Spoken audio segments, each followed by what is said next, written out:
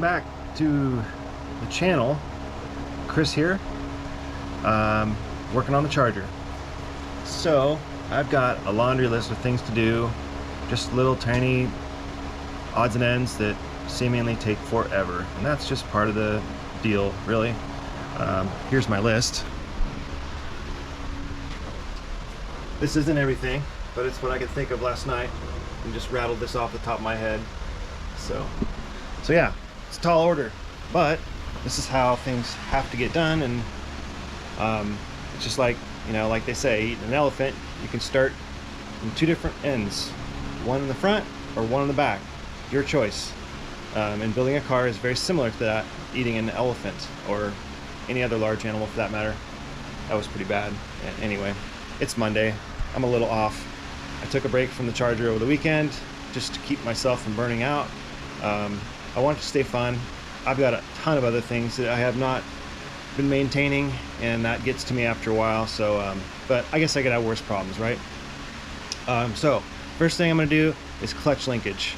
I've got those ridiculous little clips. They're like, they call them spring clips, and they are a pain in the butt to install. And there's 3 of them. So there's one on the push rod to the clutch lever. So that guy right there, that was the easiest one. The other one, or other 2 I should say, one is down there, this guy here, and that is going to be fun because there's a tire on the car and an engine in the car, of course. So what I did is I used a pair of slip joint pliers. So I put some masking tape on the back because I'm kind of trying to squeeze that clip on and then slide it on. That's my best approach that I can come up with. Of course, the Chrysler book doesn't tell you how to do it. They just tell you that they exist and that's where they go. So, and then there's another one down there on that guy right there, that holds the adjustable linkage that pushes on the arm that actuates the throw-out bearing. So yay for me. Hopefully I get these on. So I'll do my best at allowing you guys to see my misery. I can't make any promises. Here we go. Here's the culprit. These things are silly, and I don't know why they use them. They could have used the same clips that hold the shifting linkage on. Those are a pain enough. As big of a pain as I could think of, but they actually do make a lot of sense. These guys seem like they'll fall off, but yeah, hopefully you guys, somebody knows a good way to install these. Please put it down in the comments, but in my opinion these suck, but gotta do what I gotta do. So now here we go. All right, I am in position. So I was gonna do I tried doing the top portion of the Z-bar, these spring clips, and due to the location of it and the fact that this one is not, the adjustment rod is not on, it just moves. So what I'm going to do is install the adjuster rod here. This guy, this is what adjusts your clutch pedal play, or yeah, free play. And I figured if I can get this guy on, I guess it'll go that way. And they're supposed to be bent. I've seen guys straighten these out and then have issues with it fitting. But the Z-bar is actually not dead center of the throw-out arm. So I believe that's why they bent it. Riveting, I know, super riveting. However, I got my little wear washer, this guy, on there.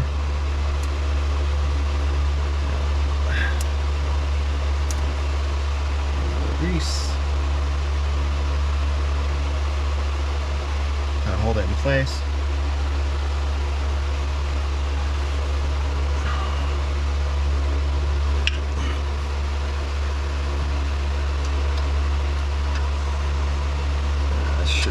Should be interesting.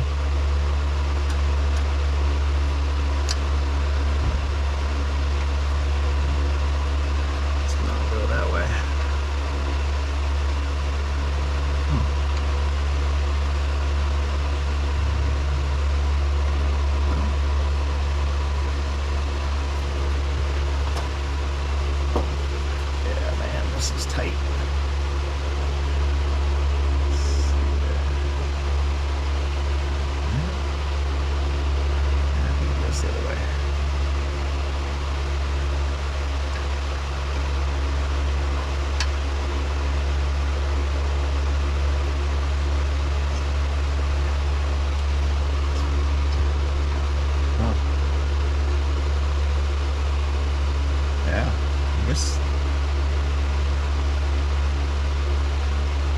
And I think now I'm realizing why guys straighten these, because they don't really fit bent over like that. Interesting. I wonder if the Z-bar moves. I don't think so. Huh. Yeah.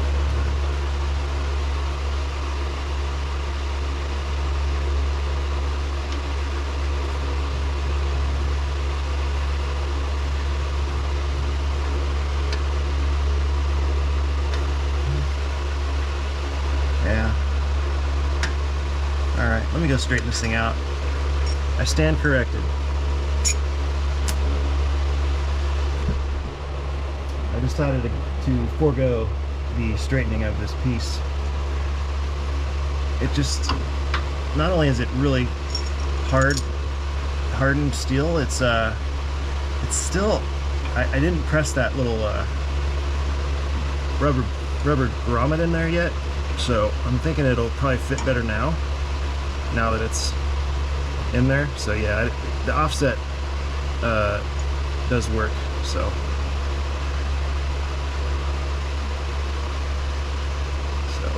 yeah, sorry for the mixed signals. Okay, now for the hard part. Got my tape here. Go to the back of the Z-bar, because I'm going to use some slip joint pliers to coerce this clip on. These miserable clips.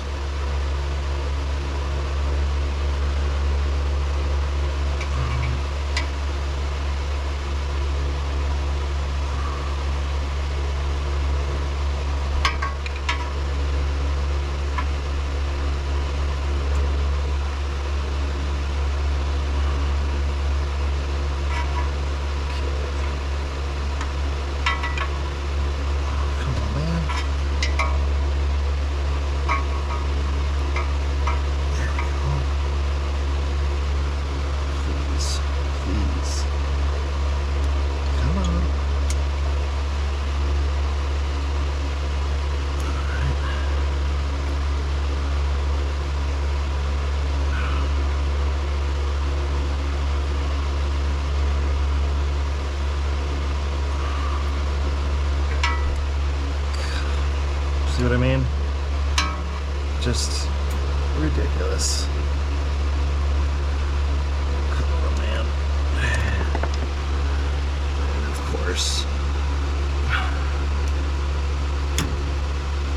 You bastard.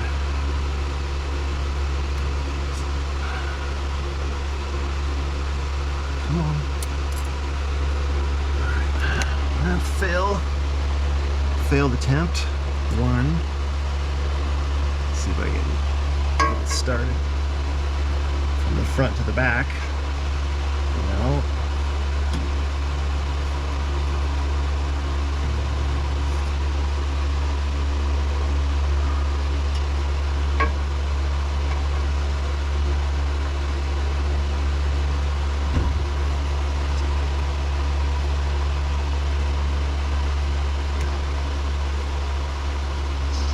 Okay. There we go. Got her. Oh yeah, that was great. Alright. Trying to get it clocked to be straight up and down. You know how I feel about my hardware going forward and backwards. If I lose clutch linkage, it's not going to be a good time. So,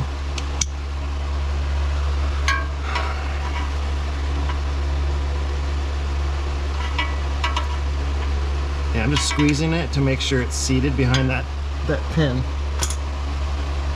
Okay, cool.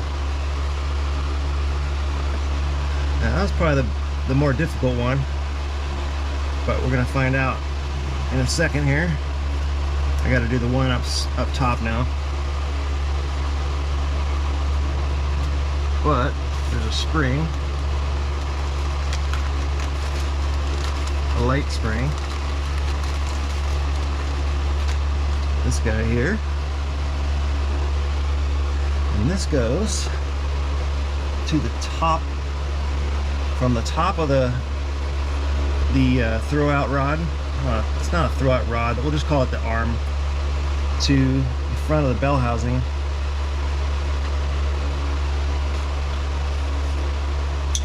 Actually, what I'll probably do, I'm going to hook it on the front first. It's probably easier. So it's going into a cast, little cast ear. Let me show you. See that little tiny cast ear right here? That's where the spring, the return spring is going to hook to, and then onto this guy. Oh, sorry, this little cutout right there.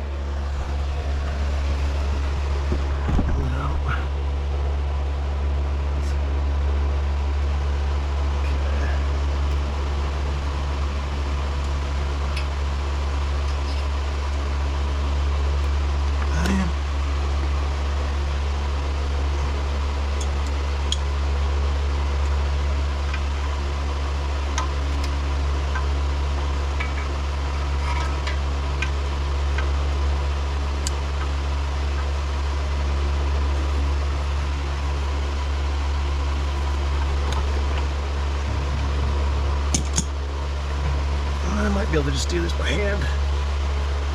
I just can't seem to get a hand up there. It's the problem.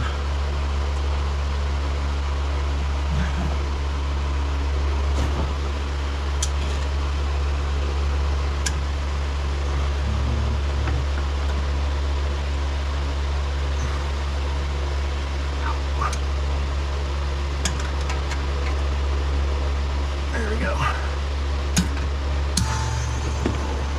Installed. Okay, now you can see that. Tight squeeze, that went way better than I expected. But it's not adjusted yet. I gotta get the other one on and tighten up the Z-bar first. But alright, on to the next clip. Alright, got my clip loaded up into the pliers. Kind of doing this with it, just not clamping the round back part, but just kind of clamping both of them so they're somewhat able to be fed through there, and then keeping this roll, the higher end, to the outside. And again, I hope this is right. Don't take this as gospel. This is just a desperate man attempting to install something silly. So that's me, desperate man. Sometimes these little things just take forever. Of course. And just great. Oh man.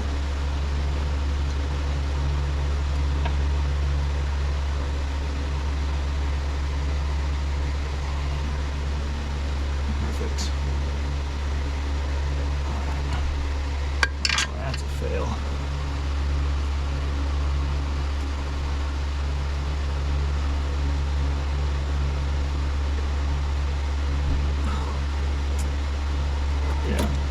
Nope, not today.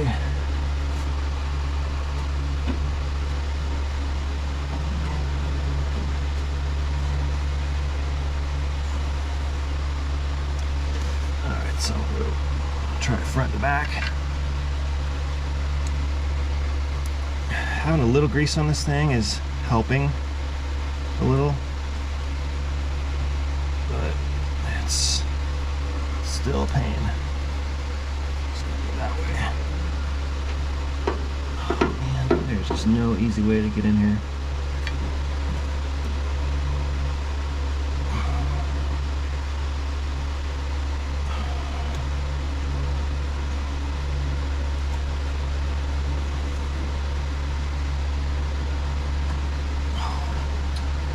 Dude, this sucks. Can't get in there with these pliers. Plan B. struggle some more.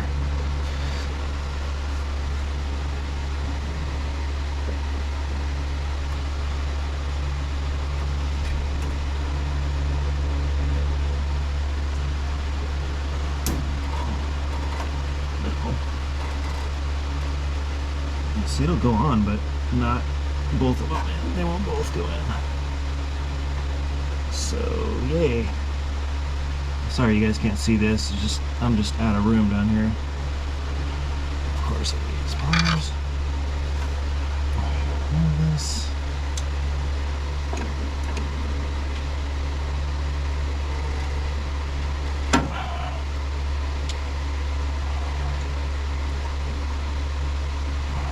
And don't forget your plastic washer in between the two. Having to take one of these off is not going to be fun. Of course, it might be easier after it's sat there for a while and thought about what it's done.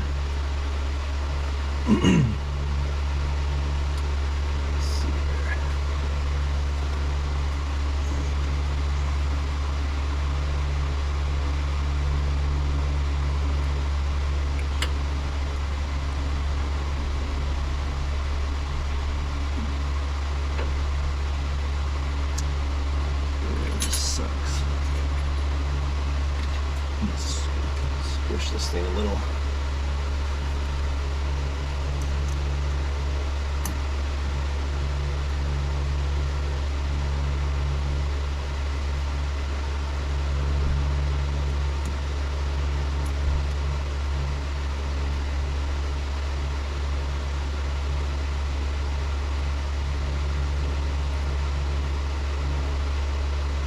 I'm still here, I'm just adjusting.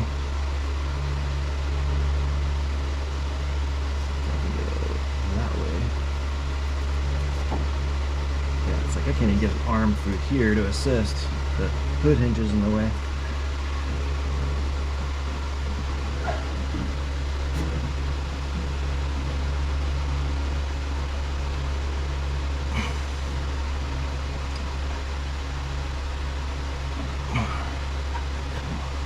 Damn it.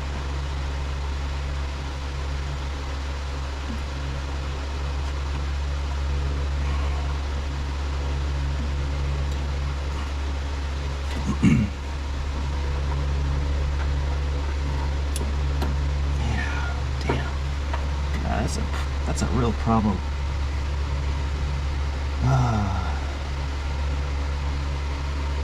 Let me see. Let me grab some other tools. I'll be right back. I think I might have got it figured out.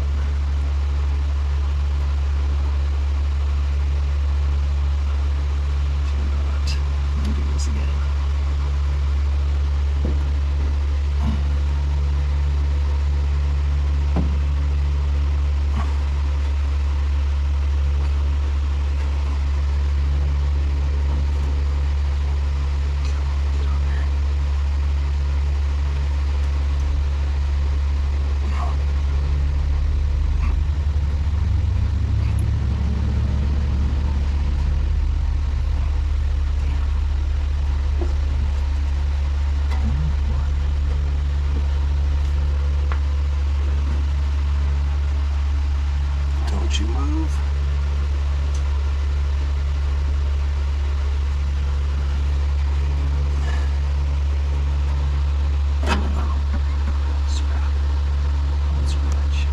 Scratch.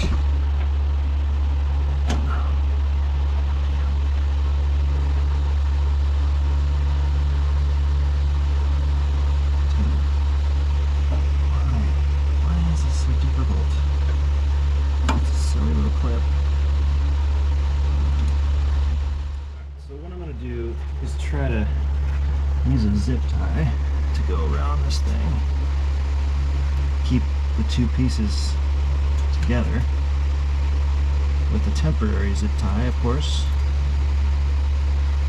Just the bottom, just to keep the push rod and the Z-bar kind of mated together tightly. And hopefully we'll have some luck with that.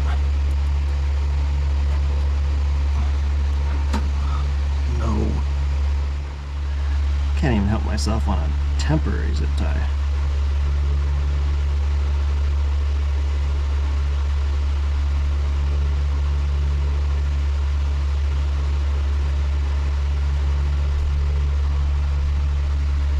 A little grease to get everything to play nice together. Even though it probably won't. Bastard.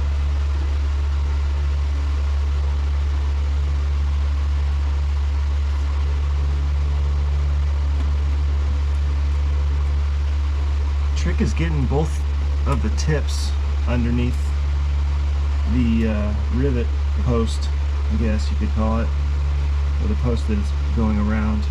Oh man, I thought I had it. Nope.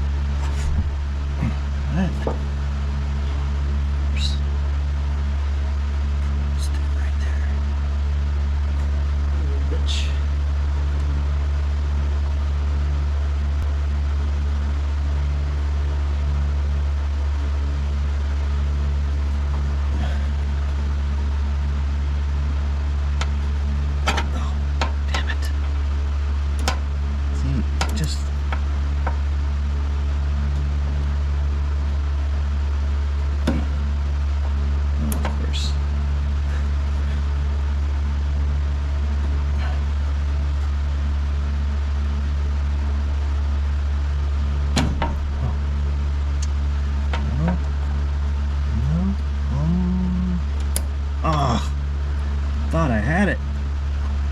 Man, what a pain. This is just silly.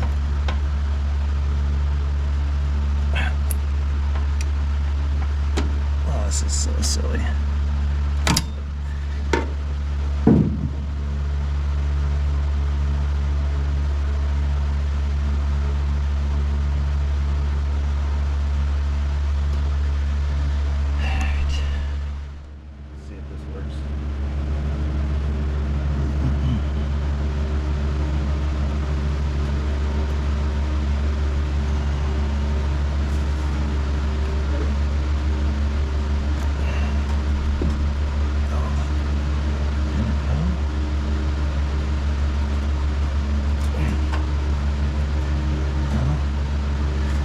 That went in or not. Let's see. Nope. Missed one. I suppose I'm gonna take this off now.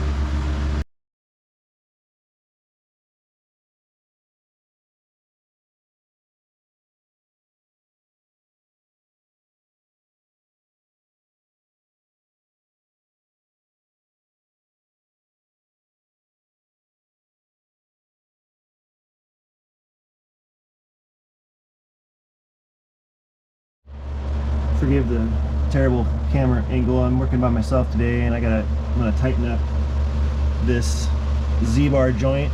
It's kind of like a rounded joint that goes inside of the Z-bar here, but there's a slot for a wrench on this side, and I can't reach, so I'm gonna just depend on this towel to keep it from damaging the paint and not moving.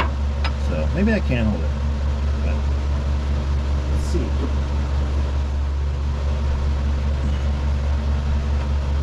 Alright, cool. Not too shabby. Let's go check the pedal free play here. And by the way, I already tightened. I got that one already on the bell housing there, so, and it's Loctited. How about that? Move this guy out of the way.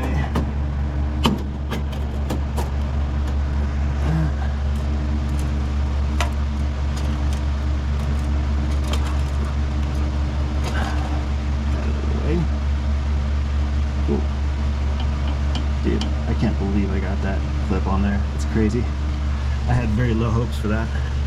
Let's jump in the car and check the pedal free play. It's like we have a clutch. This pedal box is still a little bit loose. I need to tighten that up. But yeah, it's got a little too much free play. It's supposed to be about 1 inch.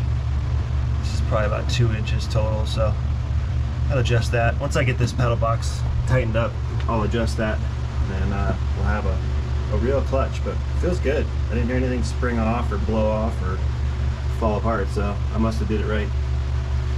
All right, I'm gonna go cross off clutch Z-bar, and I'm gonna get to this throttle pedal setup here. All right, so I believe I am going to start. My favorite part of building a car is exhaust. So these are 3.5 inch. So I have to step down due to room constraints. I'm going to step down to a 3-inch system. It's 3-inch dual. So this side will come out. It'll go into either an H or an X pipe here, and I'm going to run it all the way out the back. And I have a thing about exhaust tips. I don't like looking at them, so I'm going to do my best to go up and then down at the end before the valance. So wish me luck on that. 3-inch, yeah, should be interesting. But I wanted to show you guys the detail here on the TTI exhaust, where they are 3.5, but they're stepped down to 3-inch for obvious reasons. So these step downs actually come with the headers, as does all of the hardware, even the ones that mount the headers, which is pretty cool. You do pay a premium for these, but as far as having to modify them or beat on them, I really only had to modify the passenger side where it kind of contacted the torsion bar. Not a big deal. I'm glad I did it before I coated the headers. So, put this hardware on. Let's see. It's out. There it is.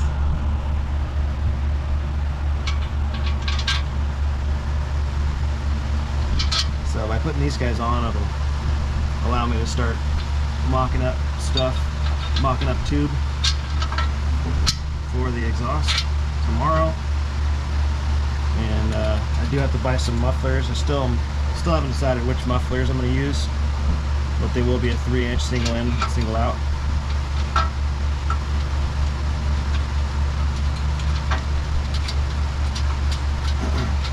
I gotta say, I'm kind of a Flowmaster guy, but I know they don't make the most power. I know like a straight through muffler will be superior to that in more ways than one.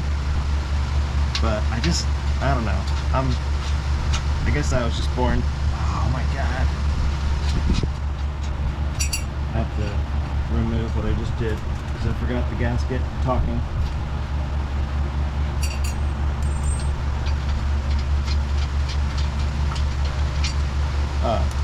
So the mufflers, yeah, I gotta figure out which muffler I want to use.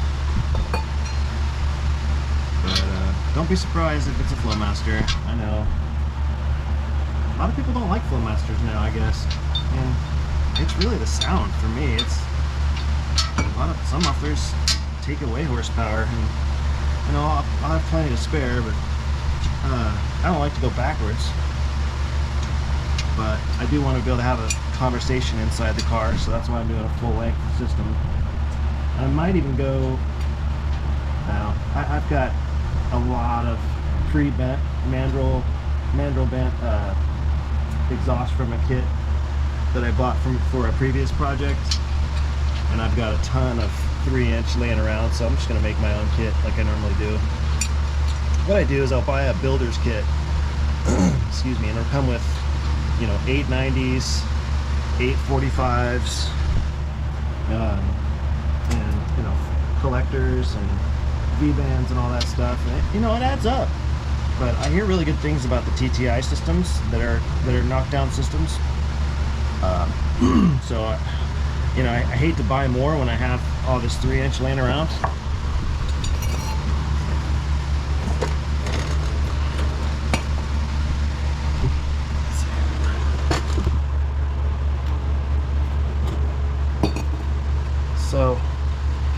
certainly, most likely going to just use what I have.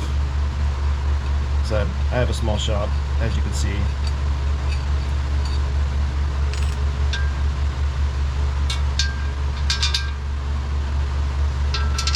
But these headers are really nice. I'm really happy with them.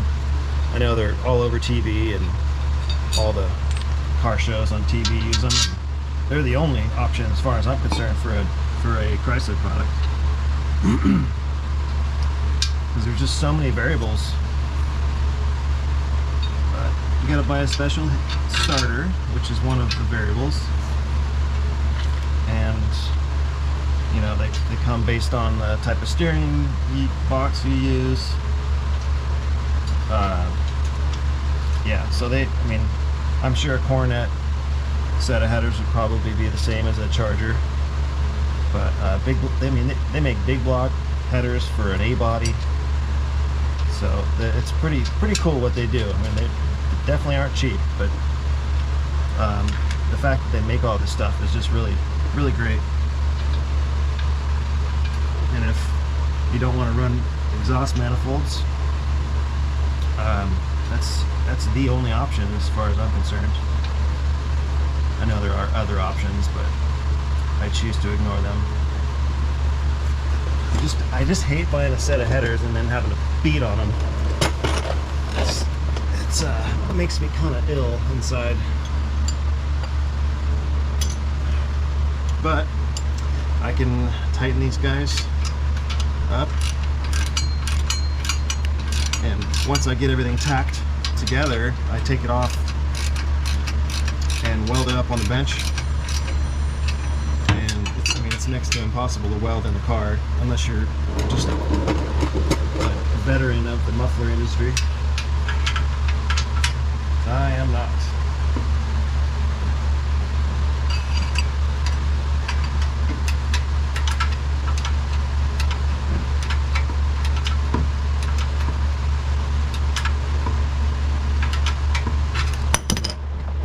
For some reason, I just love to build exhaust systems.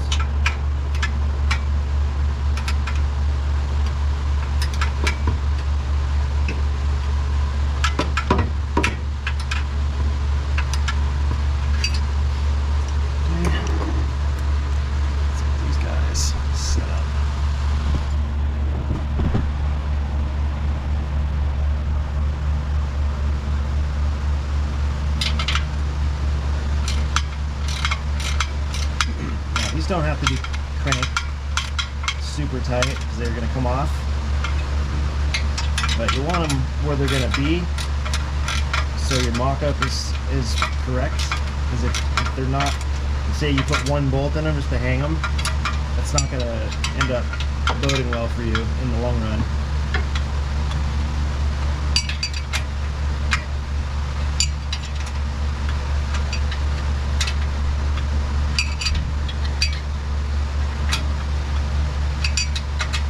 And no, I'm not doing stainless. Not into it. I don't care for it. It's not worth it. It's to each his own. There's nothing wrong with it. I just don't like it. And I don't feel like back purging every single piece that I weld. It just doesn't make sense to me personally. But it's exhaust, and it's gonna heat cycle just fine. So yeah. So there are the stubs. And I basically just build back all the way down. So, should be fun. I'm looking forward to it. Seems like I have a lot of room, but it gets dicey when you go over the rear end. So, yeah. Anyway, I think that's it for today.